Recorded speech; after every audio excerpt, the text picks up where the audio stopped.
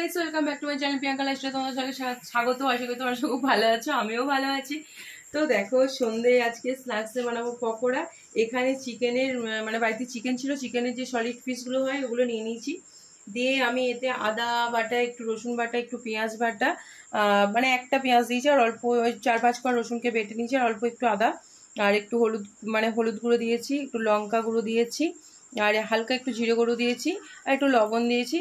আর এর মধ্যে অল্প মানে 1 চামচ বেসন অ্যাড করে এটাকে দেখো আমি ম্যারিনেট করে রেখে দিয়েছি। এটা আর কিছু দিলাম না, মানে আমার মনের মতন করে, মানে আমার মনের মতন করে আমি এক্সট্রা পকোড়া যেভাবে মানে সেভাবে কিছু দিলাম না। আমি যেটা মাথায় আসলো আমার মনের মতন মানে বাড়িতে নর্মালভাবেই আমি বানালাম।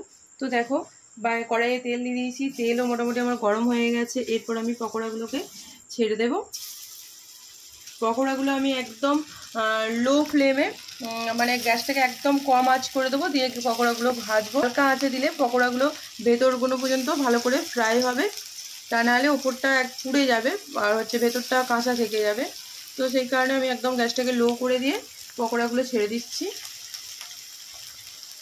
তো গাইস দেখো, আমার পকোড়াগুলো ভাজা হয়ে গেছে, দেখো কতটা ক্রাঞ্চি হয়েছে। আমি এরপর তুলে নিচ্ছি সবগুলো। আমি পেঁয়াজটা আগে থেকেই, মানে যতক্ষণ এগুলো ফ্রাই হচ্ছিল আমি পেঁয়াজটা আগে থেকে কেটে রেডি করে রেখে দিয়েছি।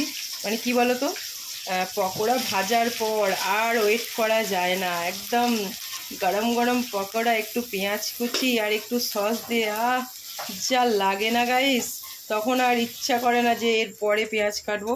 তো যাই হোক, আমার সবগুলো রেডি। তো এরপর চলো ট্রাই করে দেখবো। দেখো কতটা ক্রাঞ্চি আর জুসি হয়েছে, মানে কি বলবো তোমাদেরকে, একদম ভালোভাবে ভিতরে মাংসটা পুরো সিদ্ধ হয়ে গেছে। একদম লো ফ্লেমে ভেজেছি। তো চলো আমি এটা ট্রাই করে দেখি। মানে আমার হাতে বানানো সস আর এই যে গরম গরম পকোড়া, তার সাথে একটা পেঁয়াজ কুচি,